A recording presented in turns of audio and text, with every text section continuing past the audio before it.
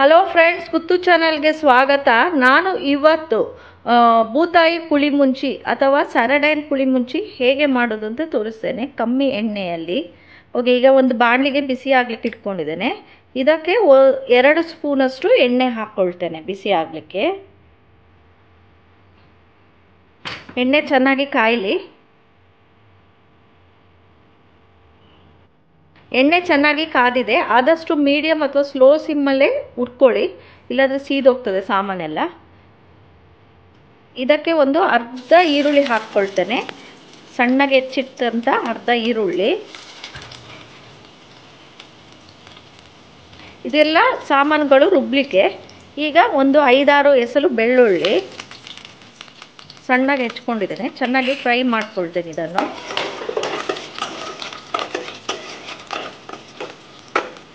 ಚೆನ್ನಾಗಿ ಫ್ರೈ ಆಗಿ ಈಗ ಇದು ಚೆನ್ನಾಗಿ ಫ್ರೈ ಆಯಿತು. ಇದಕ್ಕೊಂದು 15 ಮೆಣಸಿನಕಾಯಿಯನ್ನು, ಒಣ ಮೆಣಸಿನಕಾಯಿ, ಇದರಲ್ಲಿ ಕಲರ್ ಸಹ ಬರ್ತದೆ, ಖಾರ ಸಹ ಇದೆ ಬ್ಯಾಡ್ಗೆ. ಖಾಲಿ ನಾನಿಲ್ಲಿ ಅರ್ಧ kg ಮೀನನ್ನು ಮಾತ್ರ ತೊಗೊಂಡದ್ದು. ಅರ್ಧ kgಗೆ ಇಷ್ಟು ಬೇಕಾಗ್ತದೆ ಸಾಮಾನು. ಉಪ್ಪು, ಹುಳಿ, ಖಾರ ಚೆನ್ನಾಗಿದ್ರೇ ಮೀನು ರುಚಿಯಾಗೋದು. ಇದನ್ನು ಚೆನ್ನಾಗಿ ಫ್ರೈ ಮಾಡ್ಕೊಳ್ತೇನೆ. ಅರ್ಧ ಮೆಣಸಿನಕಾಯಿ ಫ್ರೈ ಆಗ್ತಾ ಬಂತು. ಅದಕ್ಕೆ ಒಂದು ಚಿಟಿಕೆಯಷ್ಟು ಓಮಕಾಳು ಮತ್ತು ಒಂದು 5-8 ಕಾಳಷ್ಟು ಮೆಂತೆಕಾಳು ಹಾಕ್ಕೊಂಡು ಸಹ ಫ್ರೈ ಮಾಡ್ಕೊಳ್ತೇನೆ. ಮತ್ತು ಒಂದು ಅರ್ಧ ಸ್ಪೂನಷ್ಟು ಪೆಪ್ಪರ್, 2 ಸ್ಪೂನಷ್ಟು ಧನಿಯಾ, 1 ಸ್ಪೂನಷ್ಟು ಜೀರಿಗೆ ಅನ್ನು ಹಾಕ್ಕೊಂಡು ಚೆನ್ನಾಗಿ ಫ್ರೈ ಮಾಡ್ಕೊಳ್ತೇನೆ.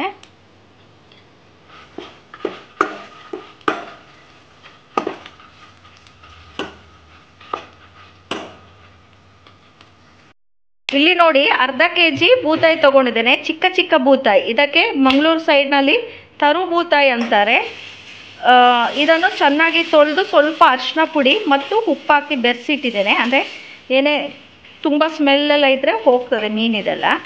ನೋಡಿ, ಇಲ್ಲಿ ಸಾಮಾನೆಲ್ಲ ಚೆನ್ನಾಗಿ ಫ್ರೈ ಆಗಿದೆ. ಈಗ ಲಿಂಬೆಹಣ್ಣಿನ ಗಾತ್ರದಷ್ಟು ಹುಣಸೆ ಹುಳಿ ಹಾಕ್ಕೊಳ್ತೇನೆ. ಇದಕ್ಕೆ ಖಾರ, ಉಪ್ಪು, ಹುಳಿ ಮುಂದು ಈ ಮೀನಿಗೆ, ಅಂದರೆ ಬೂತಾಯಿ ಮೀನಿಗೆ.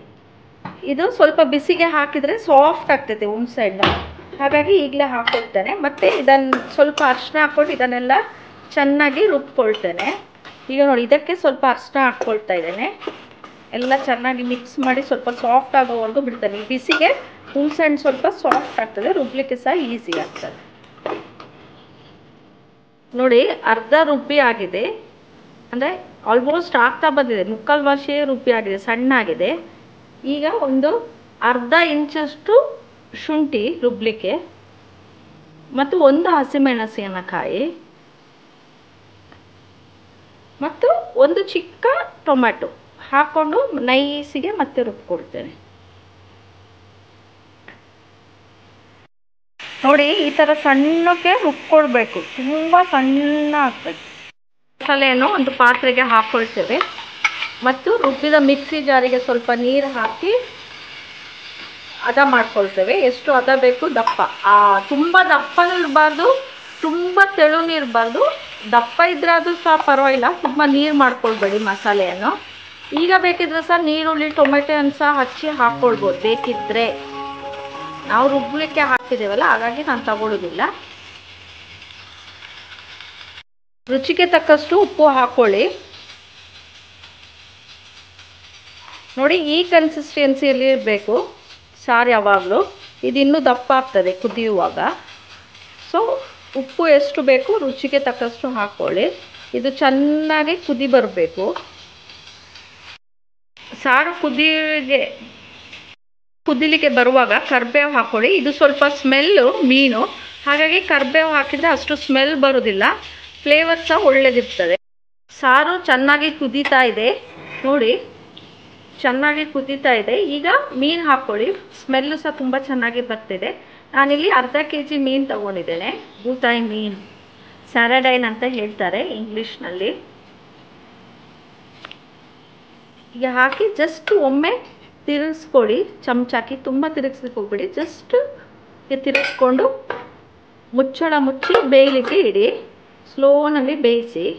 ಒಂದು 4-5 ನಿಮಿಷ ಬೆಂದರೆ ಸಾಕು, ತುಂಬ ಬೇಯಬೇಕಾದ್ರೆ. ನೋಡಿ ಇಲ್ಲಿ 1 ಸ್ಪೂನ್ ಅಷ್ಟು ಕೊಬ್ಬರಿ ಎಣ್ಣೆ ತೊಗೊಂಡಿದ್ದೇನೆ. ಇದಕ್ಕೊಂದು 4-5 ಹೆಸರು ಬೆಳ್ಳುಳ್ಳಿ ತೊಗೊಂಡಿದ್ದೆ. ಜಸ್ಟ್ ಹೀಗೆ ಒಂದು ಸ್ವಲ್ಪ ಕ್ರಷ್ ಮಾಡಿ ಇದನ್ನು ಚೆನ್ನಾಗಿ ಇಚ್ಕೊಳ್ತೇನೆ. ಈ ಥರ ಒಗ್ಗರಣೆ ಕೊಡೋದು ಇದಕ್ಕೆ. ಆವಾಗ ಈ ಮೀನು ಸ್ಮೆಲ್ ಬರೋದಿಲ್ಲ ನಿಮಗೆ. ತುಂಬ ಮೀನು ಆಲ್ಮೋಸ್ಟ್ ಬೇಯ್ತಾ ಬರ್ತಿದೆ. ಈಗ ಈ ಒಗ್ಗರಣೆ ಅದೇ ಏನಂದರೆ ಎಣ್ಣೆಗೆ ಗಾರ್ಲಿಕ್ಕನ್ನು ಸ್ವಲ್ಪ ಕ್ರಷ್ ಮಾಡ್ಕೊಂಡು ಈಗ ಕಿವುಚ್ಕೊಂಡು ಇಟ್ಕೊಂಡಿದ್ದೇನೆ. ಅದನ್ನು ಜಸ್ಟ್ ಅದ್ರ ಮೇಲಿಗೆ ಹಾಕಿ 1 ಸೆಕೆಂಡ್ ಬಿಟ್ಟು ಈ ಥರ ಹಾಕ್ಕೊಳ್ಳಿ. ಹಾಕಿ 1 ಸೆಕೆಂಡ್ ಬಿಟ್ಟು ಗ್ಯಾಸನ್ನು ಆಫ್ ಮಾಡಿ ಮುಚ್ಚಳ ಮುಚ್ಚಿಬಿಡಿ. ಜಸ್ಟ್ ತಿರುಗಿಸ್ಕೊಳ್ಳಿ ಒಮ್ಮೆ. ಈಗ ಸ್ಟವ್ ಆಫ್ ಮಾಡಿ ಮುಚ್ಚಳ ಮುಚ್ಚಿ 1 ಸೆಕೆಂಡ್ ಹೀಗೆ ಬಿಡು. ನೋಡಿ, ಸಾರು ರೆಡಿ ಆಗಿದೆ. ನಾನು ಇದನ್ನು ಒಂದು ಸರ್ವಿಂಗ್ ಬೌಲ್ಗೆ ಹಾಕಿ ಸರ್ವ್ ಮಾಡ್ತೇನೆ. ಪುಳಿ ಮುಂಚಿ ಅಥವಾ ಬೂತಾಯಿ ಪುಳಿ ಮುಂಚಿ ರೆಡಿ ಆಗಿದೆ. ಈ ರೆಸಿಪಿ ನಿಮಗೆ ಖಂಡಿತ ಇಷ್ಟ ಆಗಿರ್ತದೆ ಅಂತ ನೆನೆಸ್ತೇನೆ. ಕಮ್ಮಿ ಎಣ್ಣೆಯಲ್ಲಿ ರುಚಿಕರವಾದ ಸಾರು, ಮೀನು ಸಾರು ಎಸ್ಪೆಷಲಿ. ಈ ಥರ ಮಾಡಿ ತಿಂದರೆ 2 ಬಟ್ಲು ಊಟ ಖಂಡಿತ ನೀವು ತಿನ್ಬೋದು. ಈ ಕಾಂಬಿನೇಷನ್ ನಿಮಗೆ ಮುದ್ದೆ, ದೋಸೆ, ಇಡ್ಲಿ, ನೀರು ದೋಸೆ, ಕಡುಬಿನ ಜೊತೆ ಹಾಗೂ ಬಾಯ್ಲ್ಡ್ ರೈಸ್ ಗಂಜಿ ಜೊತೆ, ಅನ್ನ ಜೊತೆ ತುಂಬ ಒಳ್ಳೆ ಕಾಂಬಿನೇಷನ್ ಫ್ರೆಂಡ್ಸ್. ಒಮ್ಮೆ ಟ್ರೈ ಮಾಡಿ. ಈ ರೆಸಿಪಿ ನಿಮಗೆ ಖಂಡಿತ ಇಷ್ಟ ಆಗಿದೆ ಅಂತ ನೆನೆಸ್ತೇನೆ. ಈ ರೆಸಿಪಿ ನಿಮಗೆ ಖಂಡಿತ ಇಷ್ಟ ಆದರೆ ಲೈಕ್ ಮಾಡಿ, ಶೇರ್ ಮಾಡಿ, ಸಬ್ಸ್ಕ್ರೈಬ್ ಮಾಡಿ. Thanks for watching Guddu channel.